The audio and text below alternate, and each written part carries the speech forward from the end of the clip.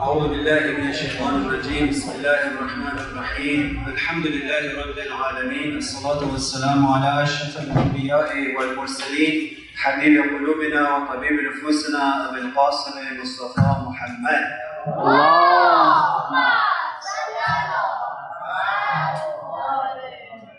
وعلى آله الطيبين الطاهرين المعصومين. First and foremost, Assalamu alaikum wa rahmatullahi wa barakatuh. First, the praises of Allah subhanahu wa ta'ala, the glorified and exalted. Praise be to Allah. Praise be to Allah for His astonishing power. Praise be to Allah for His profound love that gave rise to creation. Praise be to Allah who creates but is not created.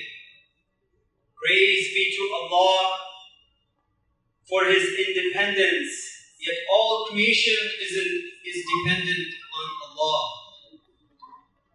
Praise be to Allah who never looks away from His creation or gets tired from His creation. Praise be to Allah whose light illuminates the darknesses of our souls. Praise be to Allah. Praise be to Allah whose mercy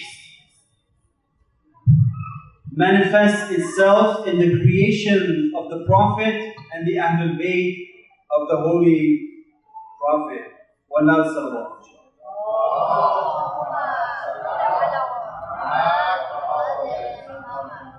Brothers and sisters, for these nights, what I'm going to do is each night, for those of you, if it's your first night, I'm going to present a challenge that our youth and our generations are facing in America. And then I'm going to look into the life of Imam Hussein and find a solution for you. Tonight, what I'm going to present to you is a challenge that we all face, not just our youth. And I have seen this even in those beyond their younger years. And the challenge is the challenge of doubt. In Farsi, it is known as shak. What is doubt? Younger brothers and sisters, what is doubt? Doubt is when you're not sure of something, right? Doubt is when you don't have conviction, when you don't have certainty. What are some of the areas that you have doubts in, or you can have doubts in? You can, for instance, start with yourself. You might have doubts in your abilities. Your parents might tell you, son, daughter, get education. Go be the best you can be in this society. Go get the highest degrees of education. But you might have doubt about yourself. Say, well, no, I can't do it. I can't become the doctor, the engineer, the lawyer, the businessman or woman, the nurse, the teacher. I can't do it. I don't have it in me. This is a doubt that you have within yourself. Or you can doubt other people. You can doubt the goodness of others. What happens? Brothers and sisters, what happens when you have doubts about other people? You start doubting their goodness. It destroys your relationships with others. You don't want to be with them because you doubt the goodness of others. But do you know most people are good? Almost everyone is good by nature.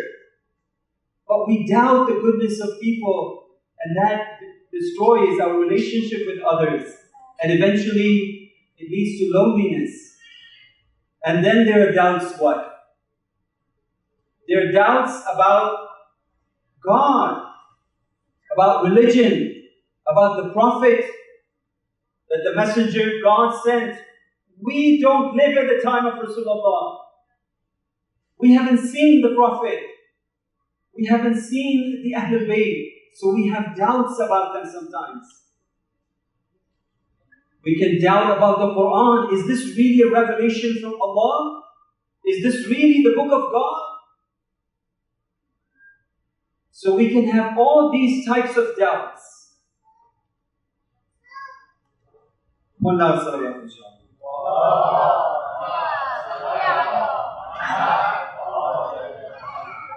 What's the harms of doubts? Let me tell you a story. Many years ago, about maybe 12, 13 years ago, I was sitting in a masjid in Virginia, and one of the elders that I was sitting with, who was about 10 years older than me at the time, he said to me something that I will never forget. He said, doubt is good. Shak khubas. Who can tell me the answer to that statement? Is doubt good? Western philosophers like Descartes say, doubt is good. You should begin with doubt. Yes, you should question. The Quran tells us to question. Doubt everything. It's fine, but don't leave there. Progress towards certainty. You cannot remain in doubt. Because what does it do? If you doubt yourself and your abilities and your strengths, you don't make progress. You don't become better. You don't become the better version of yourself. It prevents you from growth. You with me? Are you with me? What other things is it bad for? Why isn't it good to remain in doubt? If you have any doubts, whether it's about yourself, it's about other people, you have to resolve it. Whether it's about the Quran, religion, God, your beliefs, you have to move in the direction that you will remove the doubt, because it's going to harm you. It's going to make you weaker-willed. You won't have the will to accomplish in this society. Look at what they're doing. When I speak to the Chinese and the Japanese and the Asians and the Indians, they are excelling in this society. They are going to the best universities, Ivy League. They want to get into the best professions. Today we look at the media and we see so many Indian people are in politics. They're governors in this country. Why not we Muslims? Do we have doubts about our ability? That's where doubt destroys our sense of growth. So doubting itself is bad. But look at this. At the bottom line, what is it? Doubt is like a fire that if it burns, it destroys the entire forest. Shak is that kind of a horrible thing that it's like a fire that will destroy the forest of your faith, Iman. Younger brothers and sisters, why do you think your parents work so hard for you? Is it just to feed you food? I'm asking you a question. Is it just to feed you?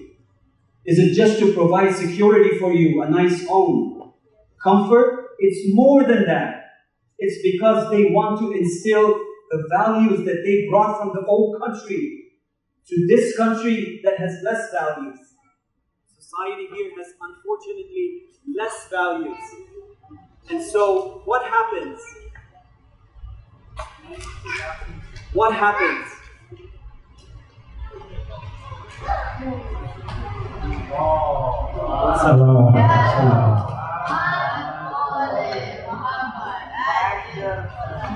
We don't need the mic. Can you hear me? Can everybody hear me? Yes? Okay, very good.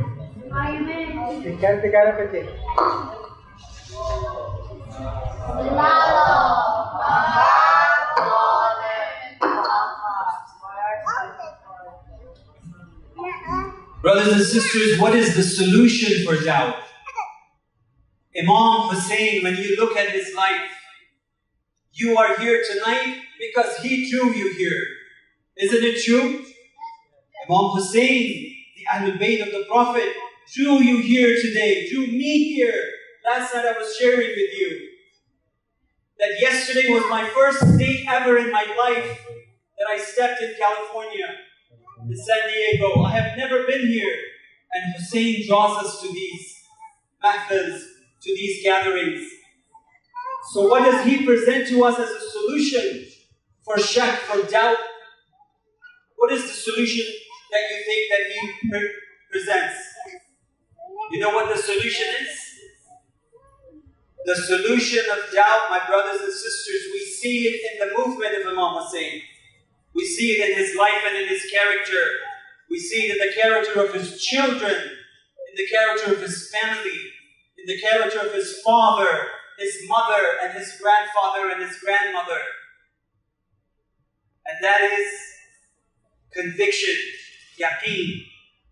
The way that you can extinguish the fire of doubt is by pouring the water of yaqeen. You with me? Are you with me? If you're with me, give a loud salawat.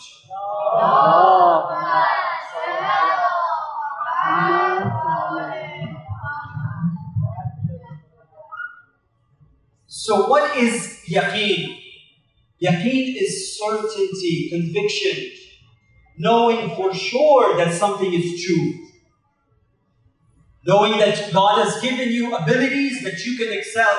Listen, those people who have gone to the moon, aren't they humans like us?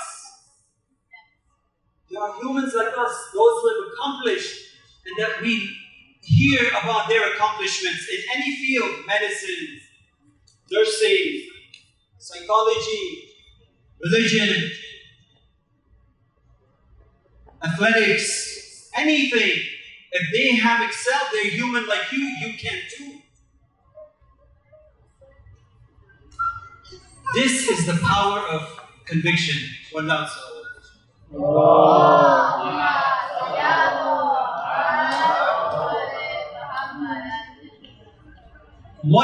where do we look for what yaqeen is? Last night I asked you this question. When you want to know something that will make you grow, because you are here tonight to make yourself grow. Is that true or not? Why do you come these nights? Why does the Ahlul Bayt pull you on these nights? To make you, to transform you, to make you grow. And in order to transform, where do you look for answers? Where? Who can give me the answer? Brothers? Yes? Sisters? Where do you look for answers? You look? Yes, brother. The Quran. Absolutely. It is the last revelation, the perfect book of God. It is the book that the Imams protected. None of the Imams would have sat in their home or done anything more important than to protect the word of God. So what does Allah say in His book about what yaqeen is and how to attain it? When we open this beautiful and powerful book that we heard its recitation at the beginning of this majlis, we look at Surah Al-Takathur. It is Surah number 102, verse number 5. What does it say about yaqeen, conviction, how to attain it, and its stages? It says this. Look at these powerful, beautiful words. Allah subhanahu wa ta'ala says, كَلَّا لَوْ تَعْلَمُونَ عِلْمَ الْيَقِينِ لَتَرَوُنَّ الْجَحِيمِ. Allahu Akbar. You know what He's saying? You know what He's saying? Allah is saying? If I tell you about these verses, I'm just summarizing it. And Allah says, if you knew the knowledge of certainty, علم اليقين لترون الجحيم, you would see the fire. Beautiful, beautiful. What is Allah doing here? What is Allah doing here? If I tell you, brothers and sisters, that there is a fire outside here on the street, if I tell you there is a fire outside, or if someone else tells you, whoever tells you there is a fire outside and you're inside the hall, because you trust that person, you believe them. Right? Yes or no? When you trust that person, if it's your dad, it's a community member that we all trust, if it's someone you trust, you have knowledge of the fire. ilm al-yaqeen. You have knowledge of the fire. Ah, beautiful. This is the first stage of knowledge, the first stage of yaqeen. But if I tell you, come, let me take you outside and show you the fire. Are you with me here? This is the second stage. Where does the second stage come? In the same chapter, the next verse says, ثُمَّ لَتَرَوُنَّهَا عَيْنَ الْيَقِينِ. Then you will see vision. Ayn here, Allah is talking about vision. Ayn al-yaqeen. When you see the fire, don't you grow in certainty? Aren't you more convinced? Okay, brothers, you might be thinking about cars. Let me tell you about a car. Suppose that I tell you that your dad got you a gift of a car and you haven't seen it yet. You believe it because it's someone is telling you who you trust. But when the person gives you the key and says, let's go see the car. When you see the car, you're like, wow, I can't believe he actually got me this beautiful car. But I want to give you the fire example for a reason. Allah uses the fire. It really grinds it in. It hits you right in your heart.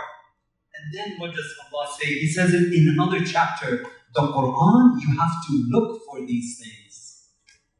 I'm giving it to you. Chapter, Surah 56, Waqi'ah, verse number 95. This is the third stage.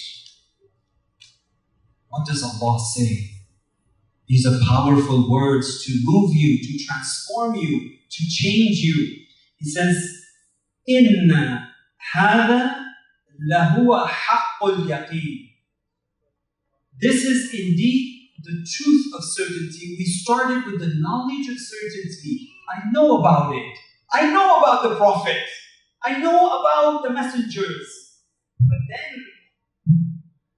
But then there is the Ayn al-Yaqeen, the vision of certainty. The vision of certainty. You see it, but Allah is talking about the Haqqul Yaqeen. You know what He's saying? He's saying this, that the person whom you trust, your friend, your teacher, your father, your mother, if they take you close to the fire, and they take your hand and put it in the fire, what is your level of conviction? You become one with the fire. You feel the fire to your bones. Isn't it true? It's an example. No one is going to do that. But you imagine it. If you see the fire and you are one with the fire, it's a whole different experience. When you sit in the car, it's a different experience from just seeing it. You with me, brothers? These are the three levels of yaqeen. See, marhaliya, yaqeen. कि परवरदिगार दर किताब मुबारक में बना है फरमान वल्लाह सल्लल्लाहु अलैहि वसल्लम. Now, there are benefits for having yaqeen. There are personal benefits. You feel more capable. You feel more passion when you are convinced. I have met brothers in this community. They work with passion, and sisters as well, because they are convinced. They have high levels of conviction that something higher is waiting for them. Someone higher than what we can see is there. They are trying to please Allah.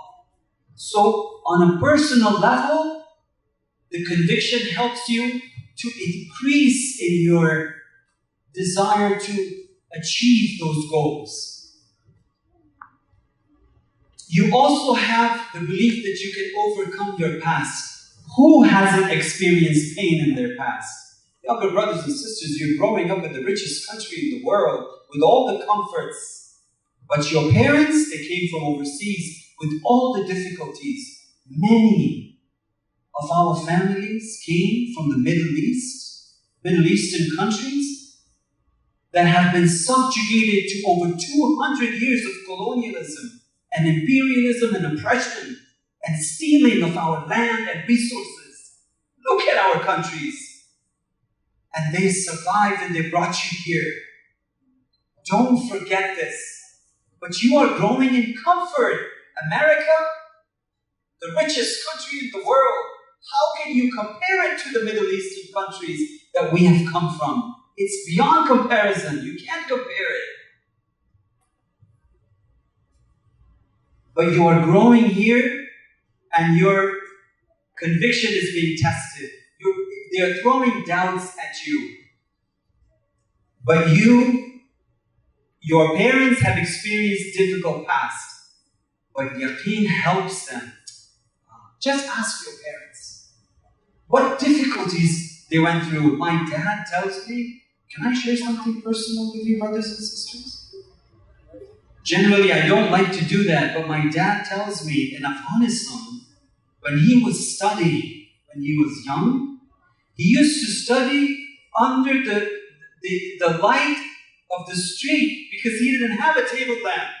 Today, you and I want to study, we go on Amazon and order a table lamp with no problem.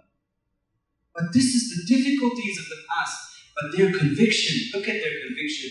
Look at how they love the Quran and they pray 5 times a day and more. And their vision to bring you to these majalis, to transfer those values for you. So what does conviction do? It overcomes your past. It makes you feel more hopeful about the future. And another thing, it makes you believe in other people more. When you are convinced that people are better and good in general, you have better relationships with individuals. It gives you joy.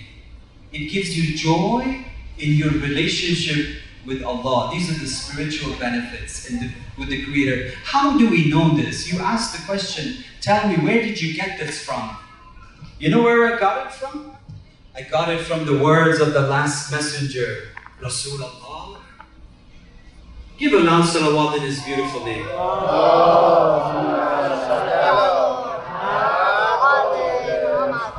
When the time of namaz used to come, sometimes you hear from your parents, namaz al-takhandi, you might be hearing that. There is a reason. When the Prophet when the time of salat used to approach, prayers, namaz time, he felt joy. He felt so much joy. You know what he used to say? You know what the Prophet used to say? He used to say, قُرَّةُ عَيْنِي فِي الصَّلَاةِ. The comfort of my eye, the joy of my eye, the apple of my eye. It's hard to translate some of these beautiful words of Arabic that the Prophet uttered. But that's basically what it means. He says that the comfort, the coolness of my eye is salat. He couldn't wait for it. That's how much conviction the Prophet has, that he's waiting. It gives him joy.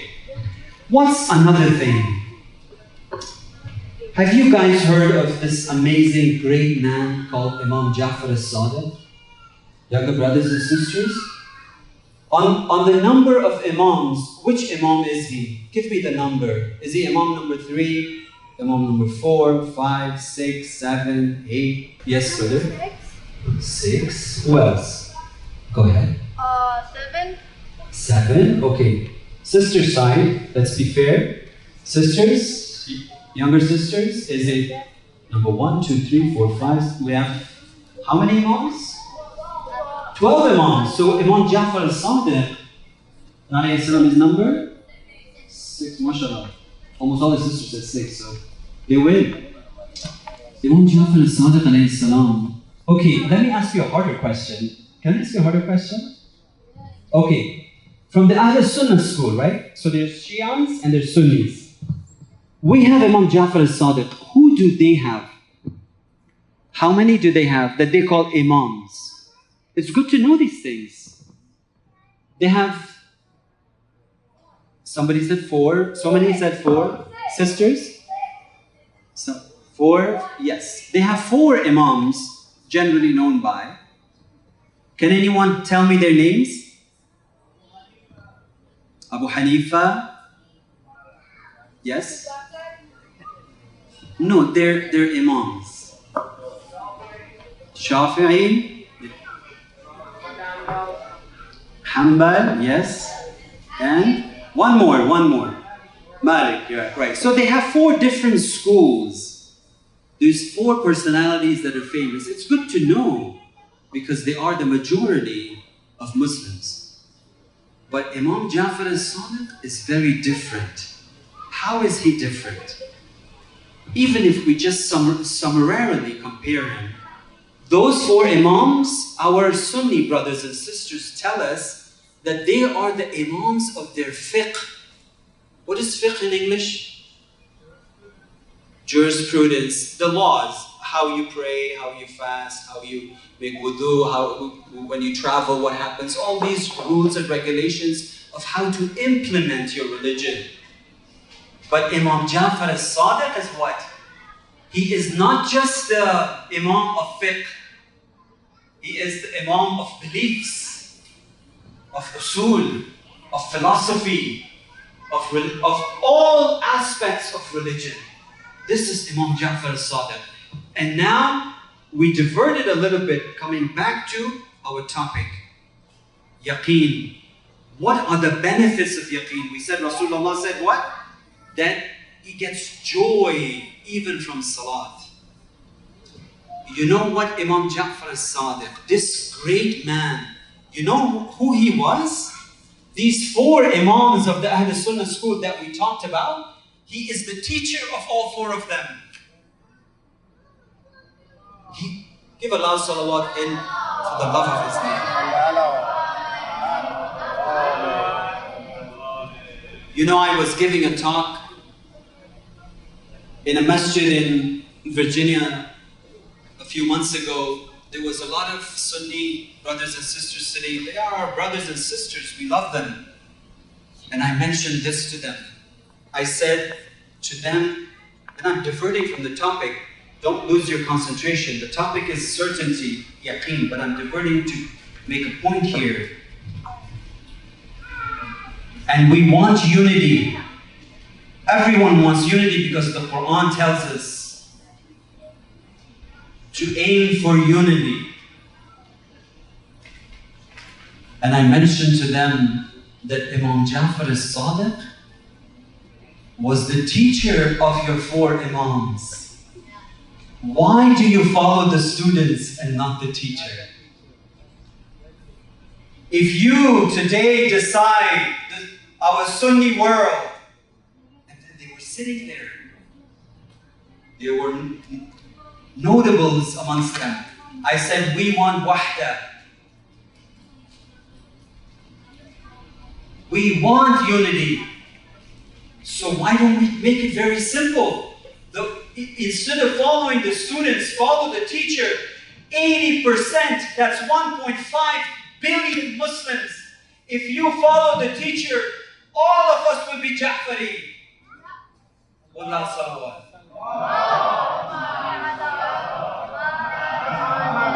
But let's move back to our topic. You know what Imam Ja'far as-Sadiq has said? He said this about yaqeen. He says, إِنَّ اللَّهَ بِعَدْلِهِ وَقِسْطِهِ جَعَلَ الرُّوحَ وَالرَّاحَةَ فِي الْيَقِينِ وَالرِّضَى. And then he says, وَجَعَلَ الْهَمَّ وَالْحُزْنَ فِي الشَّكِّ وَالسَّخَطِ. He says, Allah, through His justice and fairness, has placed tranquility and ease in yaqeen and in satisfaction, in being grateful to God. And He has placed sorrow and grief in doubt and discontent. So you see now why doubt is not a good thing.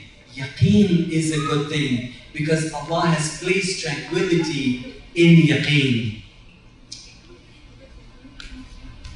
And I will go further, point number 3, about the benefits of yaqeen. Imam Ja'far as-Sadiq alayhi salam has said this about the levels of Iman. How many levels are there of Iman? Brothers and sisters? If we simplify it, there are at least 3 levels. Imam Jafar as-Sadiq alayhi salam has told us. Are you with me, brothers? Brothers, are you with me? Okay. Good, mashallah. He has said this. إِنَّ الْإِيمَانَ أَفْضَلَ إِنَّ الْإِيمَانَ أَفْضَلُ مِنَ الْإِسْلَامِ وَإِنَّ الْيَقِينَ أَفْضَلُ مِنَ الْإِيمَانِ وَمَا مِنْ شَيْءٍ أَعَزَّ مِنَ الْيَقِينِ. He says that Iman, faith, is higher than Islam. Islam means the rules and regulations. You follow the zahir, the apparent. But Iman is about your heart. The belief that enters your heart. And he says yaqeen is even higher and better than that. And he says there is nothing more valuable to Allah than yaqeen. That is why we should transform ourselves to move towards yaqeen, inshaAllah, with a loud salawat for the love of Imam Hussein.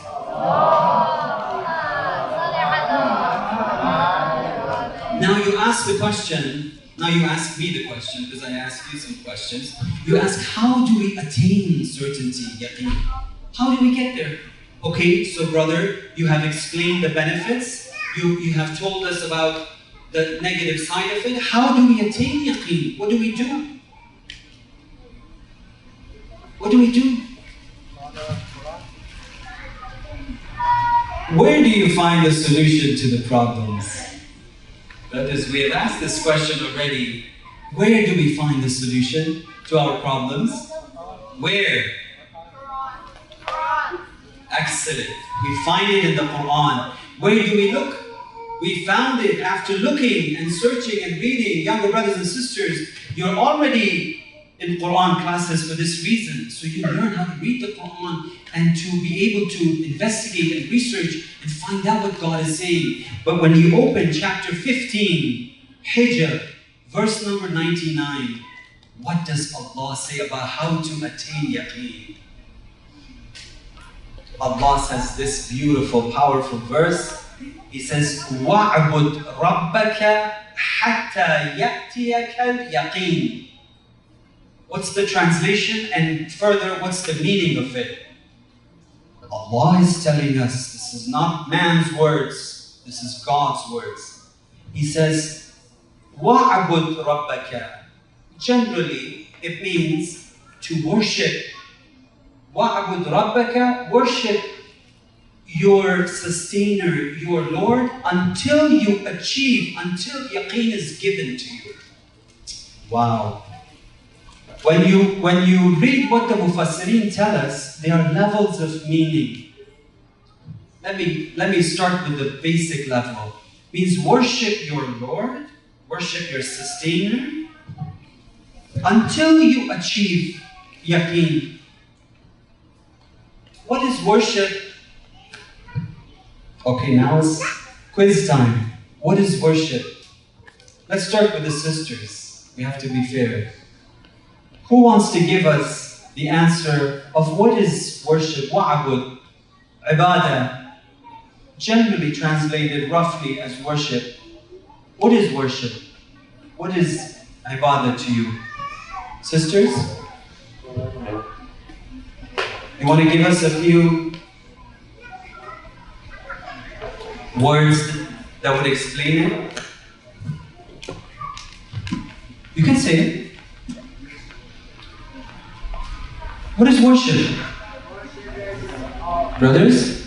Salat. Salat is worship. Excellent. Beautiful. Yes. What else? Yeah, what is worship? What is ibadah? Allah is saying, وَعْبُدْ رَبَّكَ حَتَّى يَأْتِيكَ الْيَقِينَ. Worship your Lord until you achieve certainty. What is worship? Come on, you guys do this.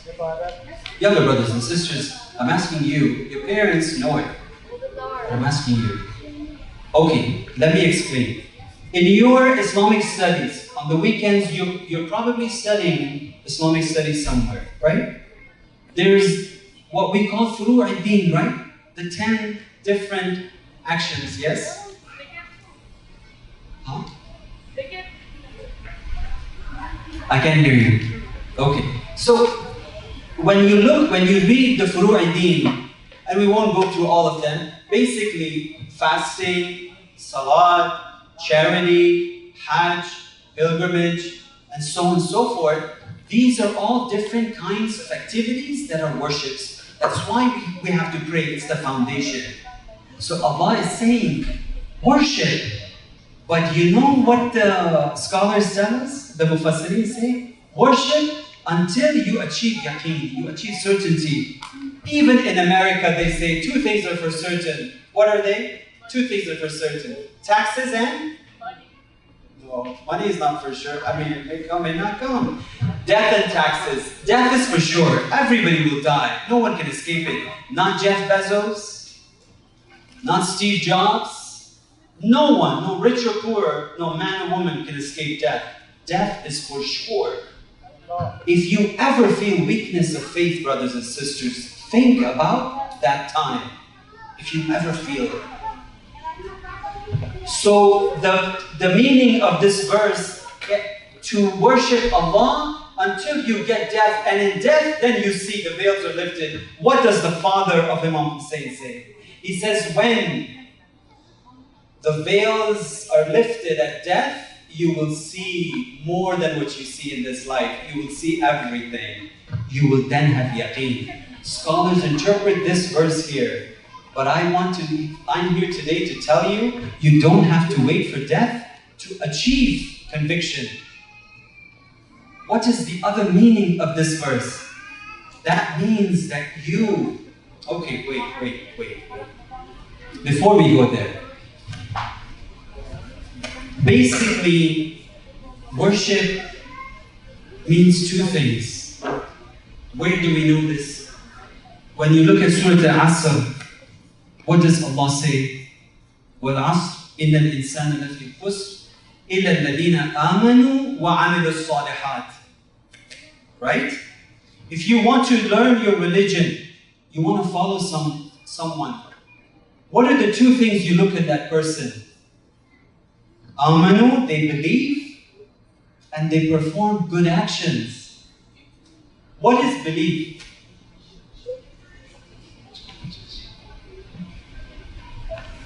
What is belief? Belief rests on knowledge. When you invite people here to speak for you, you look for belief. But how do you know the person believes? You look at their knowledge. But belief rests on knowledge. But the other thing that it rests on is actions. They have to act rightly. They have to be good human beings. You can't just say you're a believer and you have the knowledge. Many people have knowledge, but they don't act right. They are professors of Islam in academia. They know so much about Islam, but they are not Muslim. They don't act on Islam. But here, Allah is saying that you worship until you achieve death, until you achieve certainty. But this certainty that God is talking about is this, and I will finish it here. That we are to kill something. What are we to kill? We are to kill our desires. When the desires die, when the nafs al-ammara dies, that's when the veils will be lifted and we will see, and our yaqeen and conviction will go higher.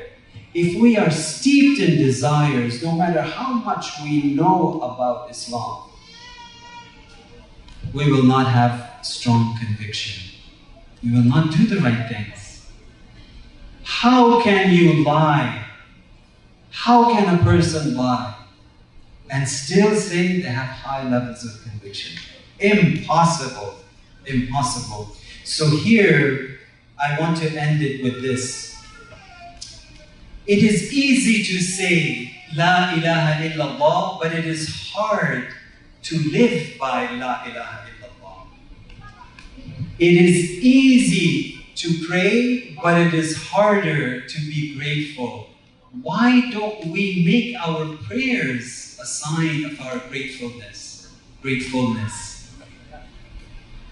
It is easier to give charity, but it is hard to forgive someone. Why don't we make our charity forgiveness? You with me? It is easier to fast and not eat, but it is more difficult, it is harder to not sin. Why don't we fast from sin? It is easier to go to pilgrimage to ziyarah, but it is hard to make Allah the center of your life if you're going to Hajj. And if you're going to the ziyarat of the Ma'sumin, it is difficult to follow their lifestyle.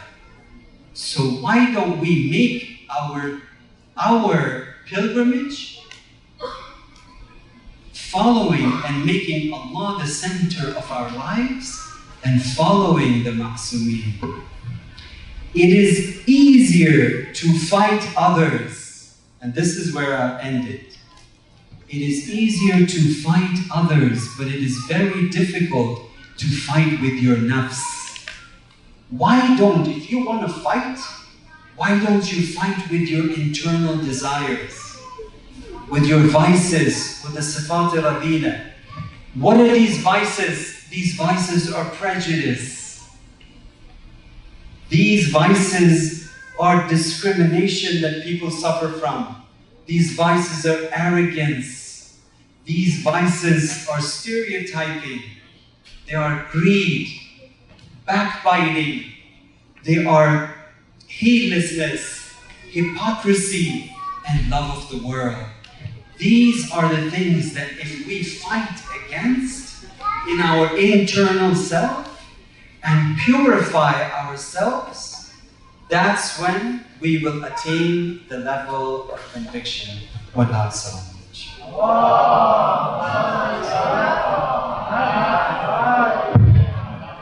As-salamu ala al-Husayn wa ala Ali ibn al-Husayn wa ala awlad al-Husayn wa ala ashab al-Husayn.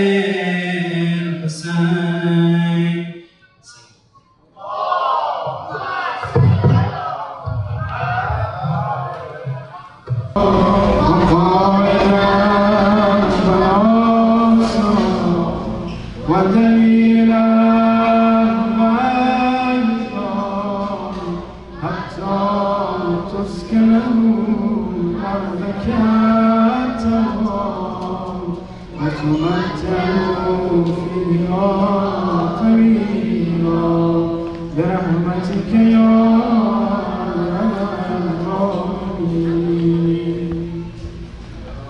اللهم صل على قل كنت باركين مرا أيها الذين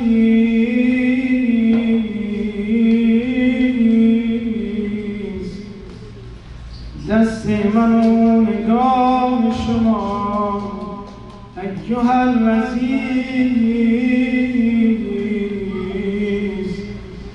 یا ایها العزیز مسنا مهلا نذكر وجئنا ببضاعة مزجاة يا ابن الحسن يا ابن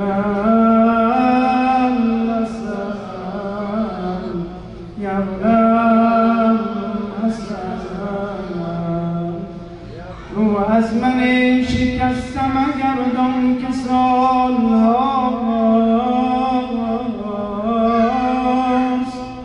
روم کردم به سوی شما ایها العزیز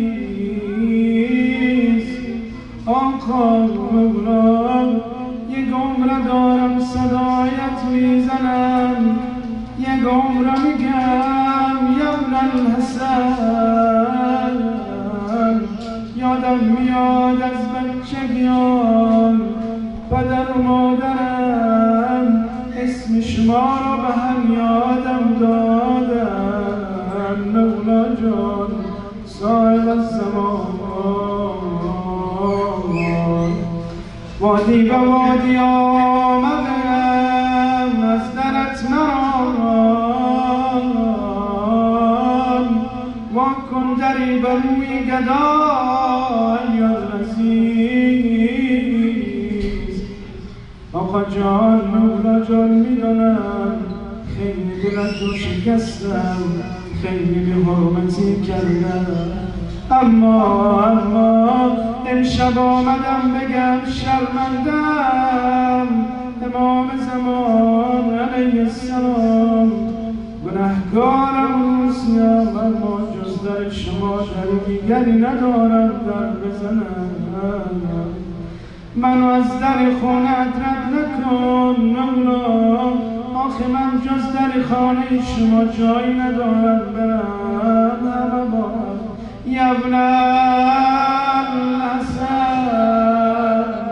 یبن الحسن یبن الحسن چیزی که از بزرگی تو کم نمی شود این کاسه را فوفلن و ایان لذیذ شب سوم محرم چی میخوایی به مولات بگی خالی تر از دو دست من چشم خالی است محتاج نگاه شما ایها العزیز امشب آمدم بگم آقا با همه بدی هایم دستمو بگیر مولا یک عنایتم به ما کنید یا صاحب الزمان یا صاحب الزمان یا صاحب الزمان مرا که دانه اشک است دانه لازم نیست بنالوز گرفتم ترانه لازم نیست زبان حالی دیگر و قیه سلام الله علیه گوشی خرابم نشانه آبرم و سنگم کبونه کافی نیست دیگر بنالویم نشانه لازم نیست شب سوم محرم معمولا رسما متمثل میشن به نزدانه ابی عبدالله زهرای 30 ساله امشب دلها رو روانه کنیم کنار حرم با صفای بیبی رقیه سلام الله علیها امشب به یاد غربت نازدانه ابی عبدالله اشک بریزیم نمیدانم دختر 3 ساله دارید یا نه حتما همه ایتون دیدی دخترها علاقه خاصی به پدر دارن اصلا معروفن میگن دخترها بابایی هستن آنهایی که دختر دارن بهتر میفهمن چی میگن من خدا نکنه کسی این دختر بچه رو اذیت کنه میگه بذار پدرم بیاد شکایت رو به پدرم میگم خدا نکنه زخمی رو بدن دختر بچه باشه میگه بذار پدرم بیاد بهش نشانش میدم به پدرم میگم بمیرم بدن دیگه رقیه جان دم بدم بر جگرم زخمی روی زخم نشستم حالا میخوایی درد دل نازدانه حسین رو گوش بدی بسم الله به سنگ قبر من به سنگ قبر من بیگناه بنویسی اسیر سلسله را تازیانه لازم نیست چی کردن با این نازدان خدا چقدر بهش سنگ زدن چقدر بهش تازیانه زدن چقدر سیلی زدن زدن یا صاحب الزمان امشب اگه با ابی عبدالله کار داری آقا رو بنازدانش قسم بدی اگه گرفتاری مریض داری حاجت داری اگر کربلا میخوایی بگو حسین جان تو را به صورت سنی خورده دختر 3 سالت قسم امشب دیگه دست خالی رد من نکن عدو بهانه گرفت و زد به اون گفتم بزن مرا که یتیمم بهانه لازم نیست نمیدانم تا حالا بچه یتیم دیدی یا نه کنار بدن بابا دیدی چطور ناله میزنه با زبانی کوله که همه حرفانش رو به بدن میگن هر که ناله این بچه یتیم رو بشنود ناخودآگاه اشکش جاری میشه اما هر جا شما بچه یتیم ببینید حتما نوازشش میکنید همراهش همدردی میکنید من بمیرم برای یتیم ابی عبدالله چه خوب نوازشش کردن چه خوب همراهش همدردی کردن کنار سر بدن هر کجا رسیدن بهش تازیانه زدن بهش سلی زدن بزن مرا که یتیمم بهانه لازم نیست گوشه خرابن اینای شب ببین اقلیه شروع کرد بگیریه کردن هی بهونه بابا میگیره میگم مجال زینم من بابامو میخوام مجال بابام کجاست بلا کشید دوران زینب آمد کنار دختر نشست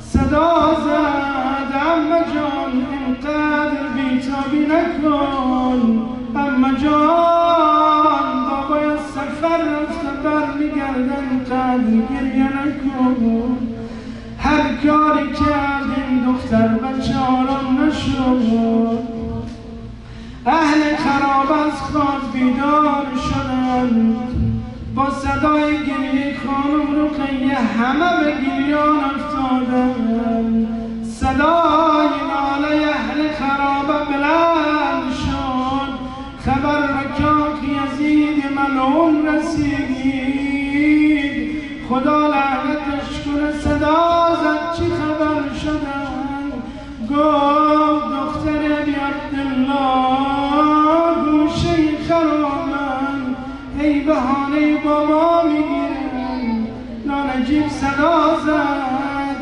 خب ببری سر بریده بدنش حسین درایش یا صاحب الزمان امان از اون لحظه ای که سر مقدس ابی عبدالله را آوردن داخل خرابه گذاشتن کنار دختر بچه ها را تصور کن یک دختر 3 ساله سر باباش رو در مقابل بگذارن چه حال پیدا میکنن تا نگاهش به سر بابا افتاد صدا زد بابای خوبم کجا بودی یا متا من دم نبی قلبک بدمای بابا کی تو را به خونت خضاب کردن یا متا من دم نبی قد وریدک بابای خوبم که رگهای گردنت را بریدن یا متا من دم نبی ایت منی علی صغر سنی بابا بگو ببینم که من تو بچگی یتیم کرد هی دست و صورت بابا میکشه هی نوازش میکنم گریه میکنم صدا زد بابا نبودی ببینی بعد از چی به سرمون آوردن بابا یا همتا من بعد که ما قرلتا بابا بعد از تو داد از غریبی